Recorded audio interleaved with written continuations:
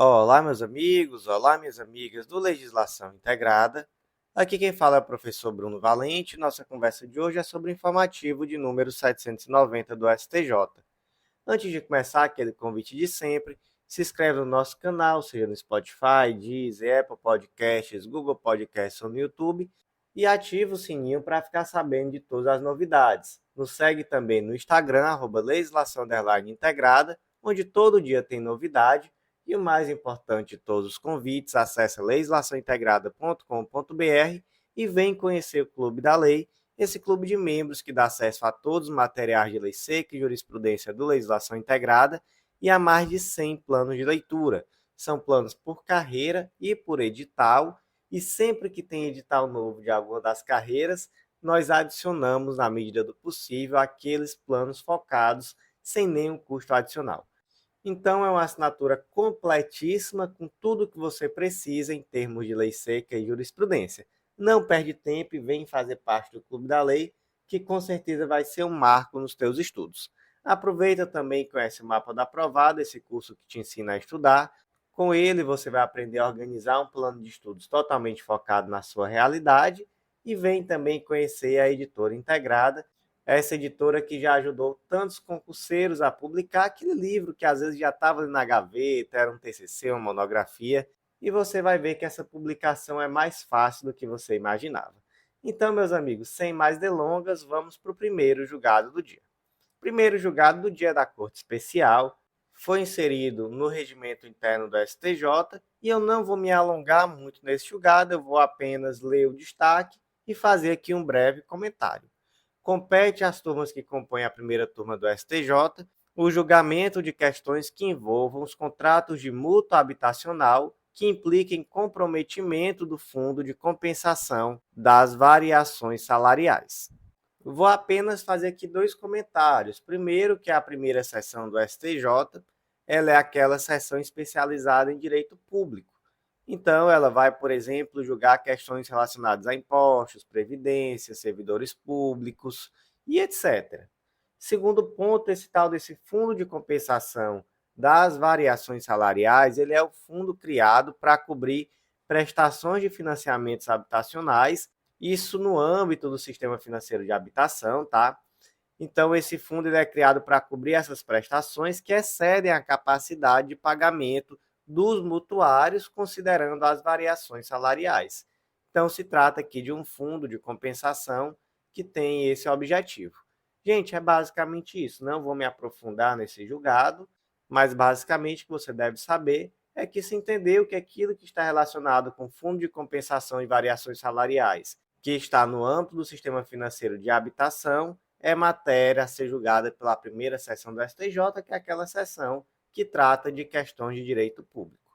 Próximo julgado da terceira sessão do STJ foi inserido na Constituição Federal destaque da seguinte forma: a terceira sessão deferiu parcialmente o incidente de deslocamento de competência para a investigação, processo e julgamento dos mandantes, intermediários e executores dos assassinatos de vítimas, em sua maioria, lideranças de movimentos em prol de trabalhadores rurais e responsáveis por denúncias de grilagem de terra e de extração de madeira, ocorridos no contexto de conflito agrário instalado no estado de Rondônia. Então, veja só, a terceira sessão deferiu o incidente de deslocamento de competência para que esses processos sejam deslocados para o âmbito da Justiça Federal daquele estado.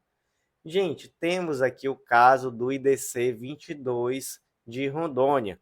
Importantíssimo, tá? Porque sabemos que o IDC é um instrumento previsto na Constituição que é muitíssimo excepcional, são poucos IDCs até hoje, então cada um que é deferido é de grande importância.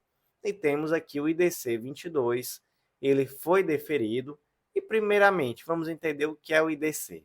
O IDC ele foi inserido pela Emenda Constitucional 45, está previsto no artigo 109, parágrafo 5º da Constituição, que determina que nas hipóteses de grave violação a direitos humanos, o Procurador-Geral da República, com a finalidade de assegurar o cumprimento de obrigações decorrentes de tratados internacionais de direitos humanos, do qual o Brasil seja parte, poderá suscitar perante o STJ em qualquer fase do inquérito ou processo incidente de deslocamento para a Justiça Federal. Então, basicamente, é um incidente processual, está previsto no artigo 109, parágrafo 5º da Constituição Federal. Por meio desse incidente, você desloca um determinado processo da Justiça Estadual para a Justiça Federal. Os requisitos: tem que existir uma grave violação a direitos humanos e um risco de responsabilização internacional pelo descumprimento de obrigações derivadas de tratados internacionais aos quais o Brasil anuiu. A esses dois requisitos soma-se um terceiro, que foi definido lá no IDC-1, que tratava do caso da Dorothy Stein, que é a incapacidade das instâncias e autoridades locais de oferecerem respostas efetivas. Então, basicamente, vai ser deferido o deslocamento quando? Quando houver uma grave violação de direitos humanos, risco de responsabilização internacional do Brasil e as instâncias locais não estejam mostrando capacidade de demonstrar uma resposta efetiva. É basicamente isso. Quem pode suscitar esse incidente? Quem pode suscitar é somente o Procurador-Geral da República. Muito cuidado, isso aqui é cara de pegadinha em prova. Colocam ali um monte de gente, um monte de legitimado. Não, é só o Procurador-Geral da República. Quem decide? O Superior Tribunal de Justiça. E aí, uma pergunta: o IDC é constitucional? O STF já julgou o tema. Foram as ADIs 3486 do DF e 3493 do DF. Entendeu-se que sim, é constitucional. Por quê? Porque ele não viola o princípio do juiz natural. E, gente, aqui fazendo uma reflexão crítica, por que o IDC não é inconstitucional? O IDC não é inconstitucional porque ele é uma ferramenta extremamente excepcional. Não se propõe IDC por qualquer coisa, é muito raro. Então você vê, desde a emenda constitucional 45, lá no ano de 2004, nós temos o quê? Eu acho que 25 IDCs, talvez um pouco mais. O caso Marielle Franco, por exemplo, é o IDC 24, foi julgado recentemente, improcedente.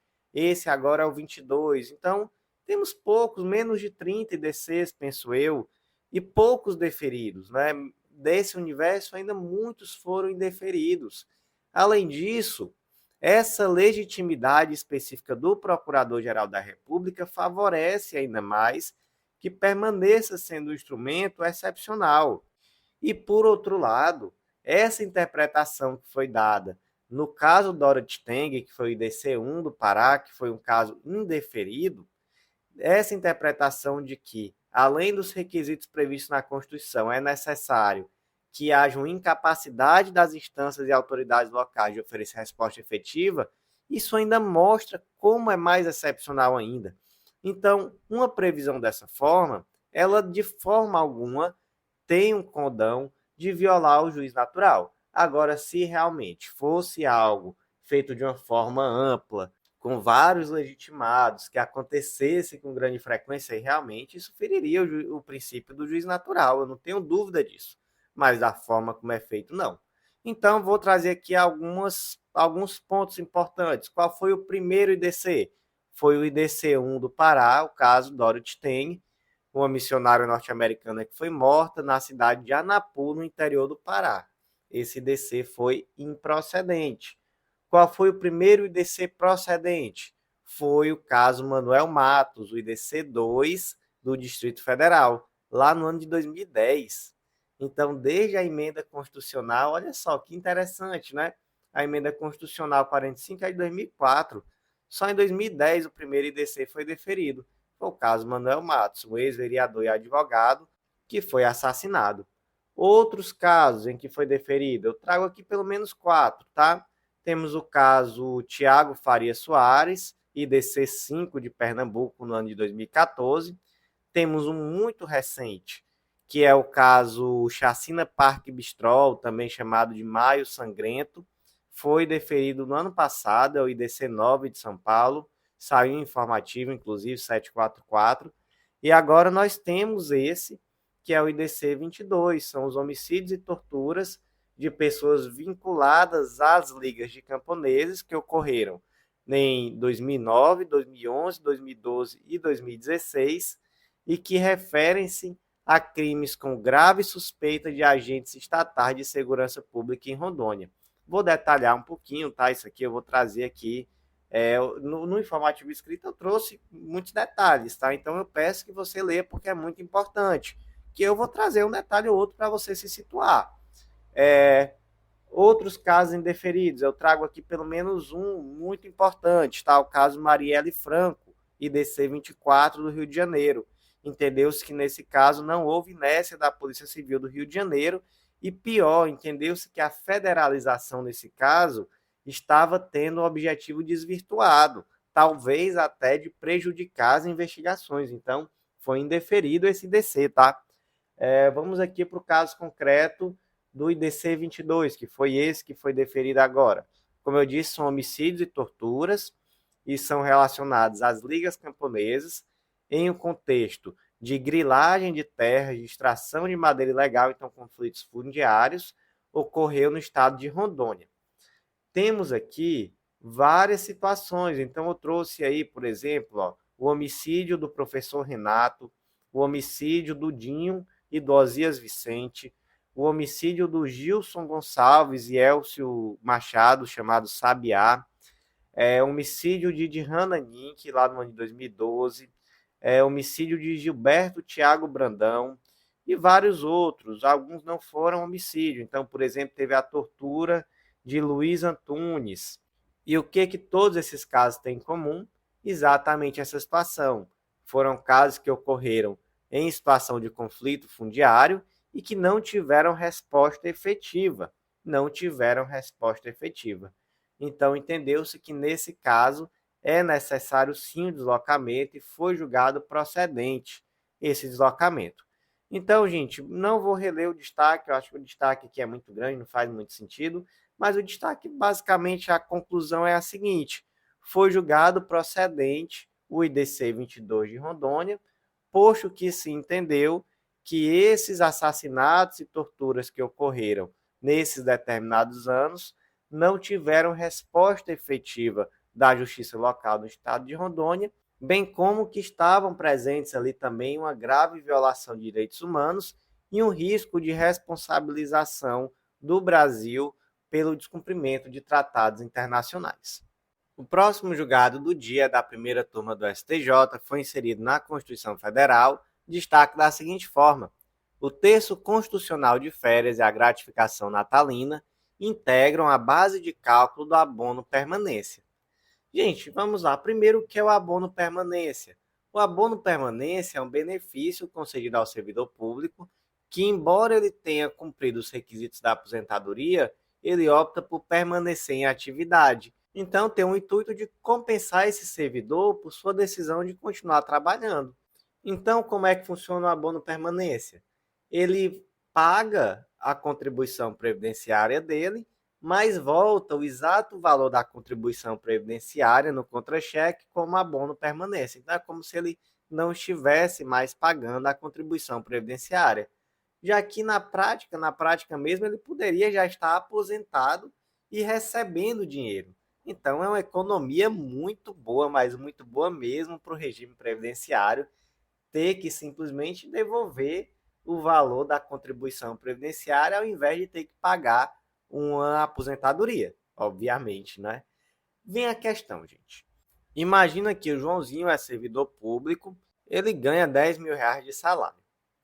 Desses 10 mil reais, ele paga 14% de contribuição previdenciária. Então, ele paga ali R$ 1.400, sobra para ele R$ 8.600. Mas ele recebe abono permanência. Então, esses 2.400 voltam e aí ele volta a ganhar 10 mil.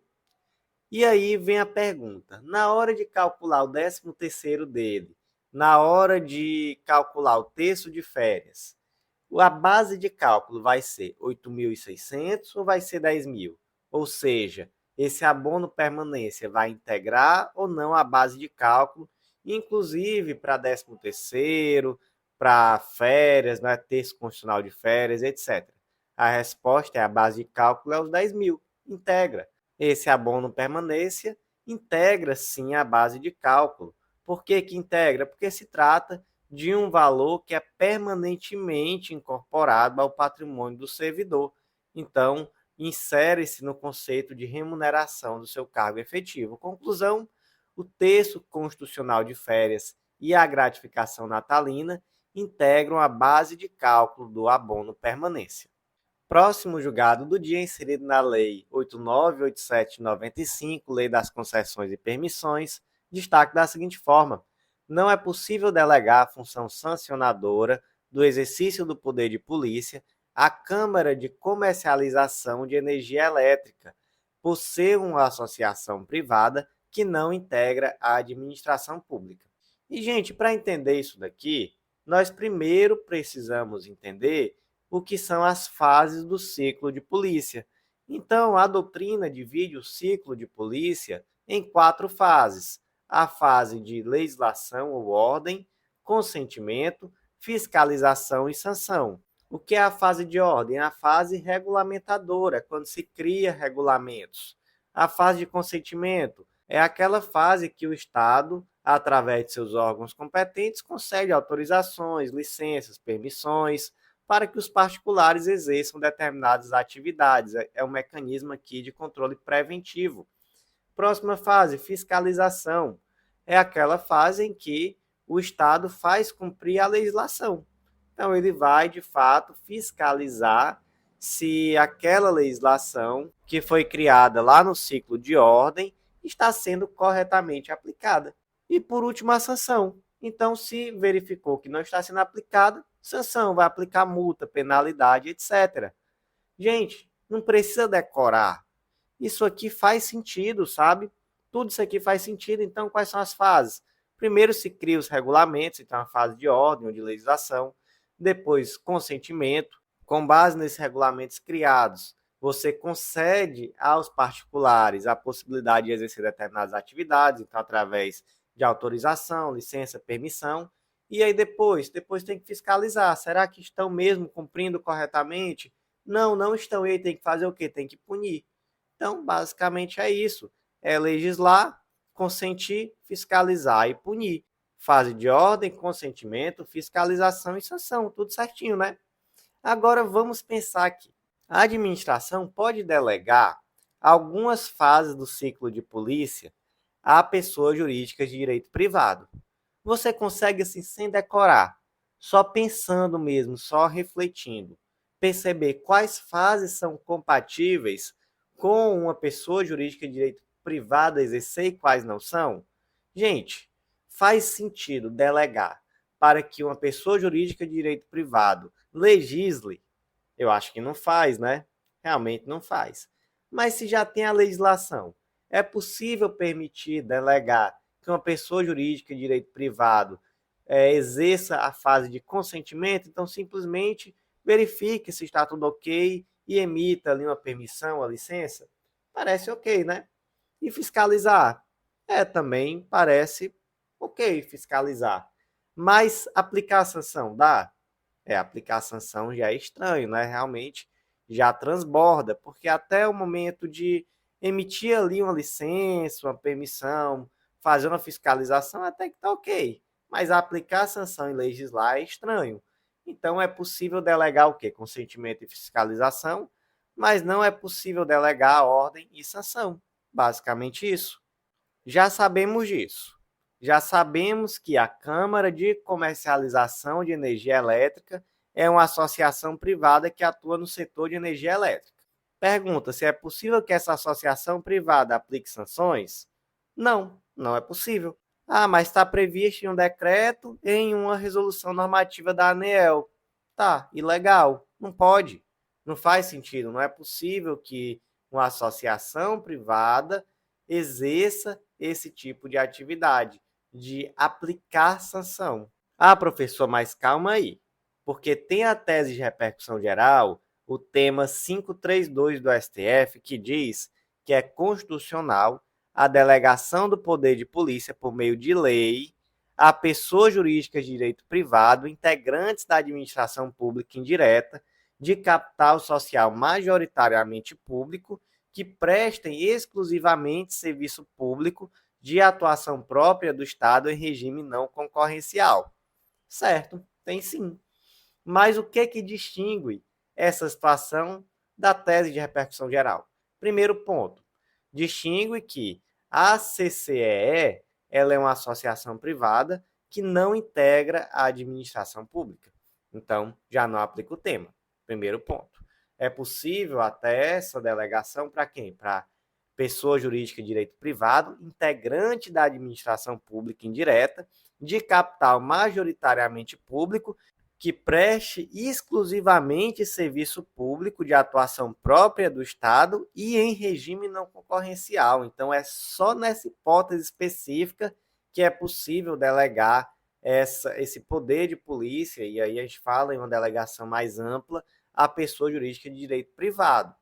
Segundo ponto, tá, gente? Não há permissão constitucional para que o CCEE, que é, tá, gente, Câmara de Comercialização de Energia Elétrica, não há autorização constitucional para que ela atue como agente delegada de função administrativa de infligir sanções. Terceiro ponto, os integrantes não gozam de estabilidade de emprego. Isso é relevante, tá? Porque se o indivíduo não tem estabilidade, ele pode ter uma ingerência política muito maior na hora de aplicar a sanção. Outro ponto, apesar dessa Câmara ser uma associação civil sem fins lucrativos, ela é integrada por quem? Por titulares de concessão, permissão e autorização e por outros agentes vinculados aos serviços e às instalações de energia elétrica. Ou seja, ela é composta por pessoas jurídicas que têm sim o fim de lucro, tem o fim principal de lucro. São empresas concessionárias, permissionárias, etc. E o último ponto, tá, gente, que dava para vocês terem percebido também, é que aqui não existia lei autorizando, existia só um decreto e uma resolução normativa da ANEEL. Então, esse ponto aqui dava para vocês terem pegado no ar. Não tinha lei, só tinha decreto e resolução da ANEEL. O outro ponto que dava é que é uma associação privada que não integra a administração pública. Então, com base em todas essas situações, foi feito esse distinguish aqui nesse caso concreto. Então, não se aplica o tema 532 do STF a esse caso. Como é que ficou o destaque? Não é possível delegar a função sancionadora do exercício do poder de polícia à Câmara de Comercialização de Energia Elétrica, CCEE, por ser uma associação privada que não integra a administração pública. Próximo julgado do dia, inserido na Constituição Federal, destaque da seguinte forma: os tribunais de contas estão sujeitos ao prazo de 5 anos para o julgamento da legalidade do ato de concessão inicial de aposentadoria, reforma ou pensão, a contar da data da chegada do processo à respectiva Corte de Contas. Vamos entender, gente, isso aqui. Primeiro ponto. Concessão de aposentadoria é ato complexo. O que quer dizer que é um ato complexo? É um ato que precisa de duas ou mais diferentes manifestações de vontade. No caso aqui, de mais de um órgão. Então, além da concessão da aposentadoria em si pelo ente, é necessário que o Tribunal de Contas aprecie a legalidade desse ato que concedeu a aposentadoria, reforma ou pensão. Existe prazo? Existe. É o prazo de 5 anos, por uma interpretação analógica lá do prazo que está no decreto 20.910 de 32, que é decreto da prescrição quinquenal. Qual o termo inicial? É a data que o processo chega ao Tribunal de Contas. E aí, gente, esse entendimento também vale na esfera estadual, tá? Só antes de avançar. Então, na esfera estadual, é o TCE que faz essa análise. Temos uma especificidade, que está lá na súmula vinculante número 3. O que ela diz? Nos processos perante o TCU, assegura-se o contraditório e a ampla defesa quando da decisão puder resultar anulação ou revogação de ato administrativo que beneficie o interessado, excetuada, olha só o finalzinho, excetuada a apreciação da legalidade do ato de concessão inicial de aposentadoria, reforma ou pensão. Então, em regra, no processo perante o TCU, assegura-se contraditório e ampla defesa, sempre que desse processo possa resultar prejuízo ao interessado. Mas tem uma exceção. Qual é essa exceção? Onde não é necessário assegurar contraditório e ampla defesa, é no ato de concessão inicial de aposentadoria, reforma ou pensão. E aí, o que a jurisprudência entendia? Entendia que caso o TCU demorasse mais de 5 anos para avaliar a legalidade desse ato, era necessário conferir contraditório e ampla defesa ao interessado. Então, passou o prazo, não teria nenhum grande prejuízo para o TCU, não seria automaticamente homologada essa aposentadoria, reforma ou pensão, nada disso. Simplesmente se entendia que dali para frente era necessário que se conferisse contraditório e ampla defesa.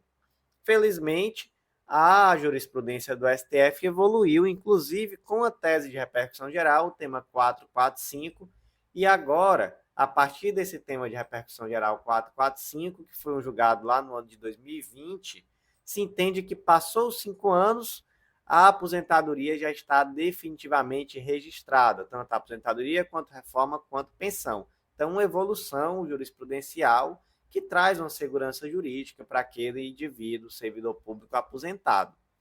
Como é que ficou aqui essa tese? Em atenção aos princípios da segurança jurídica e da confiança legítima, os tribunais de contas estão sujeitos ao prazo de 5 anos para o julgamento da legalidade do ato de concessão inicial de aposentadoria, reforma ou pensão, a contar da data da chegada do processo à respectiva Corte de Contas. Posteriormente, gente, o STJ também adequou seu entendimento, aquilo que foi, inclusive, tese vinculante, né? Então, a tese de repercussão geral, tema 445. Então, inicialmente, nós já tivemos decisão da segunda turma, lá no ano de 2021, em março de 2021, já tinha decisão da segunda turma, nesse sentido, saiu um informativo, foi um informativo 687 do STJ. Agora temos decisão da primeira turma, ambas por unanimidade, também adequando seu entendimento àquilo que o STF decidiu no tema de repercussão geral 445. E aí, gente, só em relação a esse julgado aqui especificamente, a esse caso específico que a gente está aqui, que saiu nesse informativo, tivemos aqui um pequeno problema, que o acórdão não revela a data da chegada desse processo no Tribunal de Contas. Então, dessa forma, no recurso especial, não há como fazer uma reanálise de fatos para verificar se que dia chegou, né? Se já passou os 5 anos, se não passou. Então, realmente, cai aí na súmula 7, né? Então, no caso concreto, infelizmente, não foi possível dar a solução, mas esse processo ele deverá ser remetido às instâncias ordinárias e, inclusive, com a possibilidade de juízo de retratação para verificar se, de fato, está ou não adequada aqui ao tema 445 do STF. Como é que ficou o destaque? Os tribunais de contas estão sujeitos ao prazo de 5 anos para o julgamento da legalidade do ato de concessão inicial de aposentadoria, reforma ou pensão, a contar da chegada do processo à respectiva Corte de Contas. Próximo julgado do dia da segunda turma da STJ foi inserido no Código de Processo Civil destaque da seguinte forma: a aplicação do artigo 942 do Código de Processo Civil deve ser observado no julgamento não unânime dos embargos de declaração na hipótese em que, do julgamento dos embargos de declaração opostos contra o acórdão de apelação unânime, surge divergência que altera o resultado inicial. Vamos lá. Primeiro ponto, o que raios é essa técnica de julgamento ampliado? Está previsto no artigo 942 do Código de Processo Civil, que determina que quando o resultado da apelação for não unânime, o julgamento terá prosseguimento em sessão a ser designada com a presença de outros julgadores, que serão convocados nos termos previamente definidos no regimento interno, em número suficiente para garantir a possibilidade de inversão do resultado inicial, assegurado às partes e a eventuais terceiros o direito de sustentar oralmente as razões perante os novos julgadores. Isso aqui, gente, veio para substituir o tal dos embargos infringentes que tinha lá no CPC de 73. Foi julgada a apelação. O resultado foi 2-1. Você chama mais 2 julgadores que irão compor o julgamento e poderão, então, modificar o resultado desse julgamento. Por que 2? Porque tem que ser um número suficiente para garantir a possibilidade de inversão do resultado inicial. E aqui destaca-se a possibilidade de sustentar oralmente perante esses novos julgadores. Quando mais que cabe? Cabe também no agravo de instrumento, quando houver reforma da decisão que julgar parcialmente o mérito. E cabe também, gente, na ação rescisória, quando a decisão for pela rescisão da sentença atacada. Tá, qual é a dúvida aqui?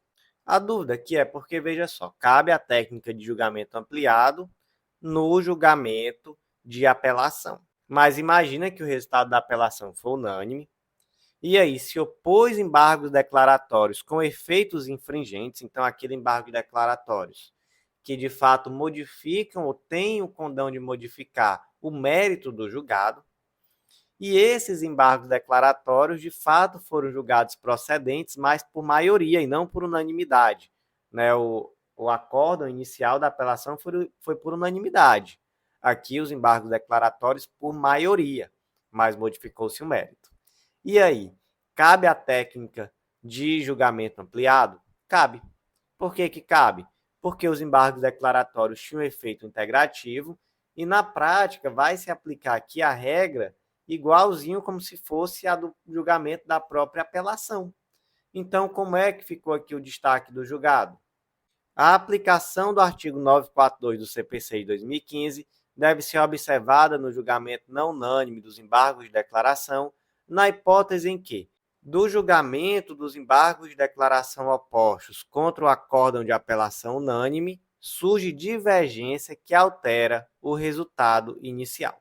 Próximo julgado do dia inserido no Código de Processo Civil, destaque da seguinte forma: o dia 20 de novembro, Dia da Consciência Negra, não é considerado feriado nacional, mas sim feriado local, o qual deve ser comprovado no momento da interposição do recurso, não se admitindo a comprovação posterior.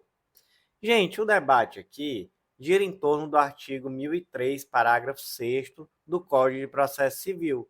O recorrente comprovará a ocorrência de feriado local no ato de interposição do recurso.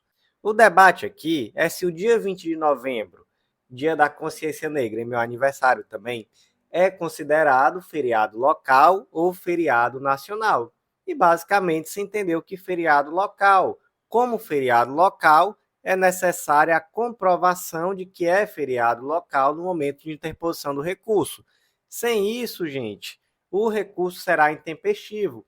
E aí, muito cuidado, tá? Muito cuidado. A simples referência à existência do feriado local não é suficiente. E, gente, a regra de ouro é a seguinte: sempre comprovem por documento oficial. Então, se tem a lei estadual determinando esse feriado, junta a lei estadual. Não vai juntar, gente, calendário do site do tribunal e etc. Sobre esse ponto, eu até vou dizer que houve uma evolução jurisprudencial. Então, o STF, primeira turma, lá no informativo 957, trouxe que a cópia do calendário lá no site do tribunal é documento idôneo para comprovar. E, inclusive, né, depois disso, o STJ adequou seu entendimento, então teve decisão da terceira turma. Mas, mesmo assim, vamos ter muito cuidado com isso, junta sempre o documento oficial, porque até outro dia era essa a posição do STF e do STJ, ainda não é um ponto 100% pacífico essa possibilidade de juntar, por exemplo, a cópia do calendário lá do site do tribunal, então muito cuidado, tá? Junta documento oficial, gente. Sempre documento oficial.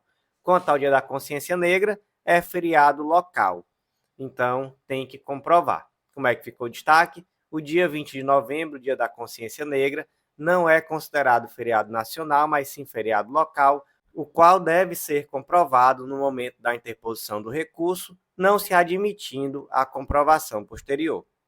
Próximo julgado do dia da terceira turma do STJ foi inserido no Código de Processo Civil, destaque da seguinte forma: a base de cálculo dos honorários advocatícios sucumbenciais deve ter como parâmetro a própria ação rescisória e não a ação originária cuja decisão se pretende rescindir. Então, aqui o debate é sobre qual a base de cálculo dos honorários a serem fixados na ação rescisória. Gente, primeiro ponto, a fixação aqui leva em consideração os mesmos parâmetros da ação originária. Artigo 85, parágrafo 2º, mínimo de 10%, máximo de 20%, tendo também, claro, a possibilidade de fixação por equidade quando o valor da causa ou proveito econômico for irrisório. E aí, a pergunta, qual o valor da causa que se leva em consideração? O da ação rescisória ou o da ação originária? Gente, o valor da causa da ação rescisória. A coincidência de valor da causa só vai existir de forma eventual. De fato, eventualmente, pode ser que o valor da causa da ação rescisória seja o mesmo da ação originária, mas isso só ocorre eventualmente. Então, na prática, é necessário verificar qual foi o proveito econômico obtido com a ação rescisória, ou mesmo qual o valor da causa da ação rescisória. Então, como é que ficou aqui o destaque do julgado? A base de cálculo dos honorários advocatícios sucumbenciais deve ter como parâmetro a própria ação rescisória, e não a ação originária, cuja decisão se pretende rescindir. Próximo julgado do dia da 4ª turma do STJ, foi inserido no Código de Processo Civil destaque da seguinte forma: é possível a inclusão das prestações alimentícias vencidas no curso da execução, ainda que o credor opte pelo procedimento da coerção patrimonial prevista no artigo 528, parágrafo 8º do Código de Processo Civil, em observância aos princípios da efetividade, da celeridade e da economia processual. Gente, temos aqui nas execuções de alimentos duas possibilidades. Um é a do caput do artigo 528, que é aquela execução de alimentos que pode levar à prisão civil, e nela você só pode cobrar aqueles alimentos que foram vencidos nos 3 meses anteriores à propositura da ação, bem como aqueles que vencem no decorrer da própria ação. Então, são chamados alimentos novos. Mas aqueles alimentos que são antigos, que não são dos 3 últimos meses, nem os que se venceram no curso da ação, eles também podem ser executados, mas pelo artigo 528, parágrafo 8º, que vai levar à coerção patrimonial e não à prisão civil. Então, a diferença basicamente é essa, e é uma grande diferença, né? Na verdade, qual o problema? O problema é que, em relação à execução de alimentos que leva à prisão civil, está especificamente previsto na lei que são os 3 últimos meses e aqueles que vencem no curso da ação. Já no caso do artigo 528, parágrafo 8º, não está previsto aqueles que vencerem no curso da ação. Pergunta-se, existindo uma ação de execução, nos termos do artigo 528, parágrafo 8º, então que não leva à prisão civil, é possível inserir também aqueles alimentos que vencem no curso da ação, mesmo que uma interpretação literal da lei não leve a essa conclusão? Resposta: sim, com certeza é possível. E aqui não vamos ter uma interpretação meramente literal, mas sim uma interpretação lógico-sistêmica. Não seria razoável exigir que o exequente propusesse uma nova ação para cobrar. Ele até pode, né? Ele pode fazer isso. Ele pode propor uma nova ação, e nessa nova ação até seria com base no artigo 528 caput, permitindo a prisão civil. Mas é uma opção e não uma obrigação. Isso, inclusive, é algo mais benéfico ao credor. Então, o credor ele vai preferir, obviamente, sofrer uma execução que pode levar à coerção de bens, em detrimento de uma execução que pode levar à prisão civil. Obviamente, para o credor é muito melhor. E cabe ao exequente optar. Se ele quiser, ele propõe uma nova ação pedindo prisão civil por esses meses que vencem no curso da ação. Se ele não quiser, ele simplesmente cobra na mesma ação. E aí, de fato, não poderá levar à prisão civil. Então, como é que ficou aqui o destaque do julgado? É possível a inclusão das parcelas alimentícias vencidas no curso da execução, ainda que o credor opte pelo procedimento da coerção patrimonial prevista no artigo 528, parágrafo 8º do Código de Processo Civil, em observância aos princípios da efetividade, da celeridade e da economia processual. Próximo julgado do dia, que é também o último julgado de hoje, trata do decreto 11.302 de 2022, que é o decreto do indulto presidencial do ano de 2022, e o destaque ficou da seguinte forma: Para fins de alcançar o requisito objetivo tutelado pelo Decreto Presidencial 11.302 de 2022, pena máxima em abstrato não superior a 5 anos, deve-se considerar a pena do delito que se pleiteia o indulto, e não o somatório das penas da execução. Vamos lá, o que é o indulto? O indulto é uma forma de clemência estatal que permite o perdão em determinados casos específicos àqueles indivíduos que foram condenados por crimes. Nós temos aqui uma tabelinha muito interessante no nosso material que distingue exatamente a anistia do indulto e da graça. Então, por exemplo, a anistia ela tem como forma de concessão a lei, já a graça e o indulto, o decreto. Tanto a anistia quanto a graça e o indulto extinguem os efeitos primários da condenação, ou seja, a pretensão executória. Mas os efeitos secundários, como por exemplo a reincidência, só a anistia, graça e indulto não extinguem. E os efeitos secundários extrapenais, como por exemplo a obrigação de reparação do dano, em regra nenhum dos três extingue.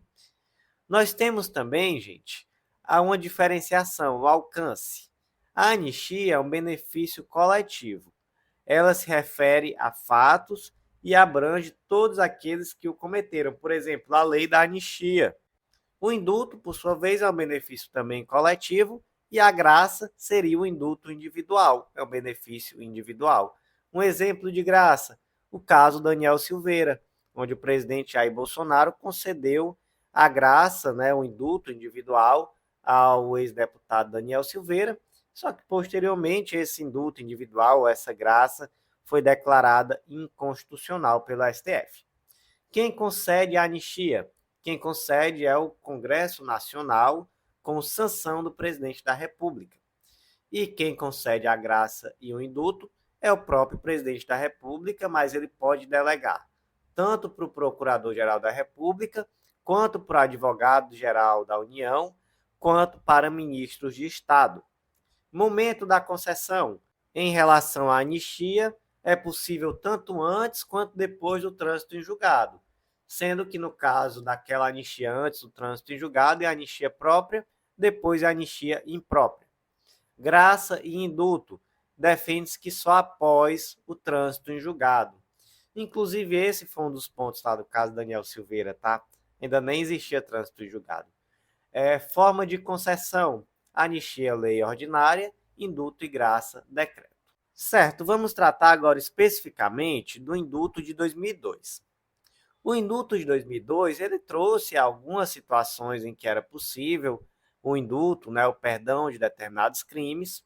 Ele trouxe crimes que não poderiam, em nenhuma hipótese, ser perdoados. Então, por exemplo, crimes hediondos e vários outros. Ele também trouxe aquelas situações em que podia ser concedido o indulto. Então, dentre elas, aquele indivíduo que estava em grave situação de saúde, etc. E aí, dentro dos crimes que poderiam ser indultados, ele trouxe a questão de que o crime não poderia ter pena máxima em abstrato superior a 5 anos. Aí pensa no caso concreto. Pensa que o Joãozinho cometeu 3 crimes, cada um com pena máxima superior a 2 anos.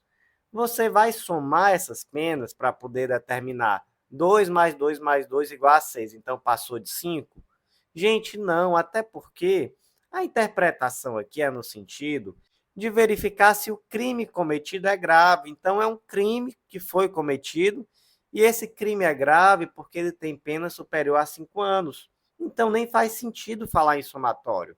Óbvio que surgiu essa posição e, de fato, foi uma posição vencida, porque realmente a ideia aqui seria verificar a pena máxima em abstrato do crime especificamente. Então, não tem isso de cometer 2, 3 crimes, soma para verificar se a pena máxima em abstrato passa de 5. Não. Aqui é de fato aquele crime com pena máxima em abstrato não superior a 5 anos. Então, como é que ficou aqui o destaque?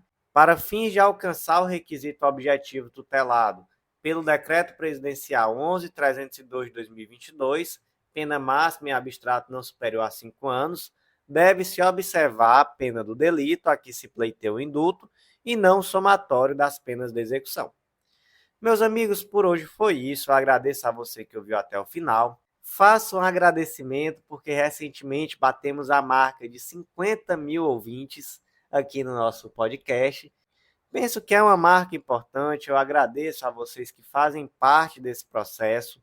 Eu agradeço porque eu percebo que temos aqui um público muito fiel, algumas pessoas que realmente toda semana estão aqui ouvindo esse material que eu faço com muito carinho, com muita dedicação. Então, muito obrigado a você que fez parte também desse processo, dessa caminhada junto comigo. Vou fazer aquele convite de sempre, que vocês já sabem. Quem ainda não faz parte do Clube da Lei, acesse legislaçãointegrada.com.br e vem conhecer o Clube da Lei. Com certeza vai ser um grande divisor de águas nos teus estudos, um material super completo, atualizado, uma assinatura que dá acesso a todos os planos de leitura, de todas as carreiras, inclusive planos por edital, e também a todas as leis integradas. E aproveita também e conhece o Mapa da Aprovada, esse curso que te ensina a estudar. Com ele você vai aprender a ter autonomia no momento de elaborar um plano de estudos totalmente focado na sua realidade.